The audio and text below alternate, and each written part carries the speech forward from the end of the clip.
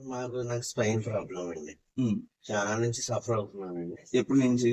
దగ్గర 10 years నుంచి suffer అవుతున్నానండి. Okay, 10 years నుంచి సఫర్ అవుతున్నారు. ఓకే, మొత్తం 2 legs కూడా పెయిన్ వస్తుంది, లిఫ్ట్ చేయలేకపోతున్నారు. లెఫ్ట్ లెగ్స్ అయితే చాలా పెయిన్ వస్తుందండి. స్పైన్ బ్యాక్ పెయిన్ కూడా బాగా ఎక్కువ అండి. ఓకే, కొంచెం 50% తగ్గిందండి. ఓకే. ఎన్ని రోజులు అయింది వచ్చి?